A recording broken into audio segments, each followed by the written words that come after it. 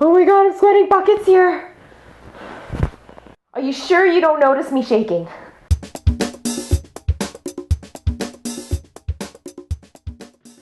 Hi gang, it's Shirley here on another episode of Staying Mentally Fit TV, the place to be to keep your mental health in shape, and this is Q&A Wednesday. So today's question comes from Michelle, and this is what she wrote. Hey Shirley, I've been thinking about switching jobs for the longest time. The only thing that's holding me back from quitting and finding a new job is my fear of having to do interviews. I get so stressed out the days before the interview that I have troubles with sleeping, I lose my appetite, and I don't want to talk to anyone so that I can mentally prepare for it. My stress level on the day of the interview is through the roof. My heart feels like it's pounding out of my chest. I sweat profusely. I take big gulps of air, but it always feels like I'm out of breath, and I feel a bit nauseous and lightheaded. Please help me in controlling my stress levels. Can you please make it go away? Michelle, thank you so much for reaching out, and good for you for being so self-aware about what's happening for you, and you're reaching out to find some solutions. Now, the symptoms that you've described are classical stress responses, namely the increase in heart rate, loss of sleep, profuse sweating, etc. These symptoms are normal when you feel like you're being confronted with a threat that you don't think you have the capacity to handle. Now, you might think that I might have lost my mind for saying what I'm going to say next, and you might even say, that's crazy talk. All right, you ready to hear what I'm going to say next? Now, the best way to cope with symptoms of stress is to simply embrace them. That's right, give your stress a big old bear hug. Now, what I mean is to befriend your stress. How you think about your stress matters. That is, if you can start changing your mind about stress, you can start changing the way that your body reacts to it.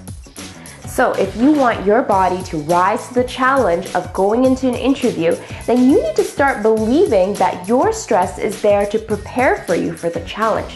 When you start to believe that your stress is helpful, then your body reacts in the same way that it does when someone is feeling courageous.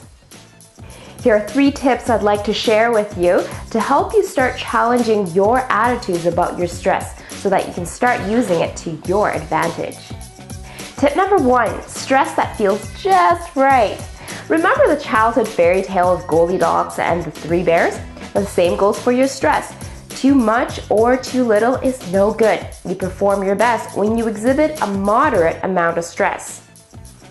Your body needs to be alert, engaged, and ready to react to whatever that is that's thrown your way. Your pounding heart and rapid breathing are just ways that your body is telling you that you're ready to get what you need done. Tip number 2, don't stress it alone. When you are feeling stressed out, your body releases a hormone known as oxytocin into your body. This is also known as the cuddle hormone. This chemical makes us want to connect with others. So while your mind might be telling you just to go at it alone, your body is actually telling you otherwise. So why not set up some mock interviews with a supportive friend and rehearse your pitch over and over again? Now, the more you connect with the others, the more oxytocin that's released in your body, and the faster you recover from stress-related damage. Now, my third and final tip for you today is to check out your stress. Use your stress as an indicator that you have some unexamined fears.